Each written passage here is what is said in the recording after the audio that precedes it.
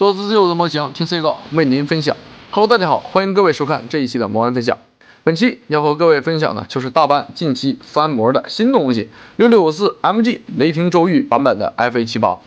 这款模型目前的均价在128元，万代 MG 雷霆周玉 FA78 正常的价格其实呢应该是在300多元左右，但是目前的价格已经快接近400了，还是有点小贵的。目前呈现在各位眼前的就是我没有安装防尘套的状态。当时在直播的时候，有半个小时的时间，我都是在处理一条手臂的防尘套。其实到的时候啊，要注意剪裁，问题也不是特别大，但是确实挺麻烦的，索性我就全不套了。最终的效果表现，我个人认为还算可以，至少没有精神力扎古那么违和。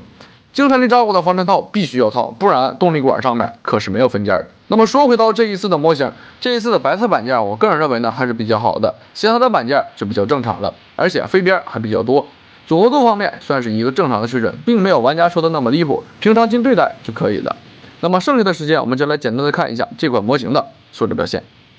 去除掉外面的装甲，来看一下里边的 FA78。其实整体的表现力呢，我个人认为还算是比较好的，但是这个身材比例啊，稍微的有一些偏瘦弱了，而且和正常的 MG78 3.0进行一个简单的对比呢，会发现二者的身高方面还是基本上是完全一致的。但是，一旦上了装甲呢，可能因为是脚底板的缘故，所以说 FA78 在上了装甲以后，要比78 3.0呢稍微的高上一些。首先，我们来看一下头部。这一次头部算翻模的，稍微的好上一点的，但是面颊的刻线依旧是比较肉的，建议感兴趣的朋友加深一下整体的刻线。整个 FA78 的面相算是大班里比较好一点的，至少看上去还算挺正的。眼睛部分为独立分件，一共是提供了2种，透明件以及黄色零件。由于这款模型的透明件质量并不算太好，我直接选择了黄色分件。得益于镂空结构，即便是不贴眼睛的贴纸，效果呢也还是比较可以的。头部天线安装是比较紧的，这里建议各位啊，在安装的时候呢，稍微的修一下，然后上胶水解决。头部旁边的这个小天线啊，在剪零件的时候呢，一定要注意，千万不要当水口给剪了，我就是这么做的，而且现在只能上胶水解决了。整个头部整体的活动性，我个人认为呢，其实是比较紧实的，这一点啊还是比较不错的，可动范围也是一个中规中矩的水平了。胸部在当前的状态下，稍微的看上去有一些比例失调，我个人认为有一点宽了。可能也是为了后续装甲的安装嘛，做了一点简单的牺牲。上方呢还预留了一些外甲的接口，看上去比较违和。整个胸部其实是比较简单，造型也非常的方正。驾驶舱可以正常的抬起操作。顺带一提，这款模型依旧是附带核心战机的，但是与其说是核心战机，不如说是核心飞梭。安装方式基本上都是类似的，但是拿出来以后啊，就会发现这个玩意儿不像飞机。前端的机械臂还可以进行一定的弯折活动。但是这4个小爪啊是采取了球形关节进行连接的，它活动的时候其实是比较松的，建议各位稍微的加固一下。本次的驾驶员仅仅是提供了一个坐姿的半身小人，而 MG 的精神力扎古的驾驶员则是直接固定在了驾驶座上，没有单独的分件。垂带可以说啊，雷霆周玉这2位主角真的是也挺惨的。这个形态下的背包呢也是比较小的，主要还是起到了一个挂载武器的作用。该形态下在装备方面呢，只剩下了后背的一个光束军刀剑柄了。可以通过机械臂进行一定的弯折活动。整个胸部因为是结构限制，只能够进行左右旋转。肩甲其实最突出的部分呢，也就是这个喷口了。大量的喷口也是雷霆周玉的一个特色。这里的喷口内部都是提供了贴纸补色，但是喷口本来就是镂空结构，内部也都是黑色的，所以喷口部分这个贴纸提供的意义，我个人认为并不大，建议各位可以完全忽略。肩部这里呢，在组装的时候一定要稍微的注意一下，一定要按进去了再进行活动，而且活动的时候也建议各位按住根部进行活动，避免里边的零件断裂。手臂部分也是白花花的一片，上方呢有一些外甲零件的接口，整体的细节方面也算是正常水平。整个手臂的骨架这里原本是安装防尘套的，顺带一提，这一次大班的防尘套质量我个人认为是比较好的，摆弄了半天也没有任何的问题。其实不装防尘套手臂也是可以的，但是上臂和这里的零件因为没有防尘套的进行填补，所以说里边我建议用蓝丁胶或者其他东西填补固定一下零件的位置。手部提供了类似于 MG AGE 系列的拇指为2段的4指造型手，虽然整体的手部细节我个人认为还是比较不错的，但是大班的这个凹槽问题还是挺大的，没有办法完全的扣实，摆动的时候也会脱落，建议进行一定的加固。除此之外，整个手臂的活动性可以说是非常不错的，整个肩部的活动啊还是要稍微的注意一下。除此之外，其他的部分活动堪称完美，尤其是这个引出关节，无论向前向后，向下浮动都不小。但是，一旦是安装上了外挂装甲和武器方面，就知道这个关节实在是太软了。手臂其他的可动也都是在一个正常的水准。胯部与普通的元祖718高达呢是比较类似的，但是裆部的这个微型标志我是真的摁不进去了，只能消掉上面的卡损，上胶水解决了。而且这个零件非常小，处理起来也是比较麻烦的。前裙甲和后裙甲的设计，我个人认为也是比较好的。通过一段球形关节连接，再通过一段柱形卡扣进行连接，这2个关节给提供了前裙甲和后裙甲带来了非常不错的可动以及一定的稳定性。但是这个球关节的安装真的是非常紧，而且是在下面很别手，建议优先安装裙甲，再往下进行按拼装。后裙甲仅依靠了一个柱形卡扣进行连接，可动方面还是没有后裙甲好。腿部因为没有外挂装甲，也比较简单，看上去还算是比较干净。在大腿内侧，我的这一款是存在了一个腿部容易劈胯的情况发生。虽然是重装机体，暂时就可以了，但是偶尔想摆个动作也是比较麻烦的。而且我也看了一下防震套的应用部分，仅是将这个关节给套上了，所以最终这个问题还是出在了关节的紧实度上，加上这里的腿部活动偶尔也会松一点。为了避免出现意外，还是建议各位进行一定的加固。腿部其他的部分其实就没有什么好说的了，即便是没有防震套，我个人认为这个关节呢也没有那么突兀，看着还可以。脚腕前端的护甲提供了黑色的贴纸补色，并且这个地方的可动也是比较可以的。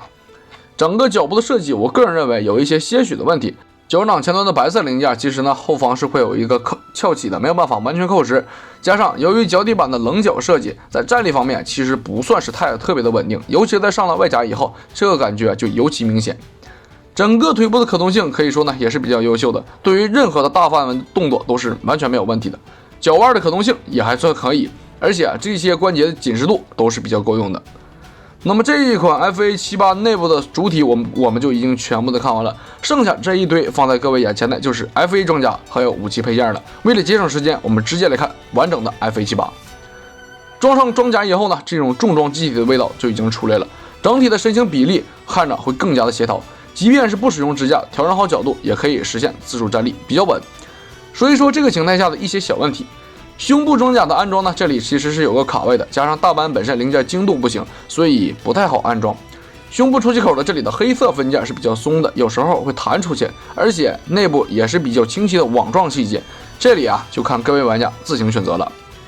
肩胛还有腿部的问题其实是一样的，都是左右合，提供了一个条形的卡榫，一个柱形卡榫。我这里建议各位对柱形卡榫进行一个扩控，不然在拆除外甲的时候是非常容易断裂的。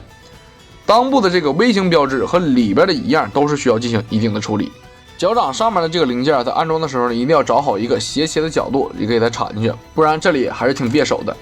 脚底板还有可以活动的机械爪，我这里不建议各位去活动这个地方，就当细节是好了。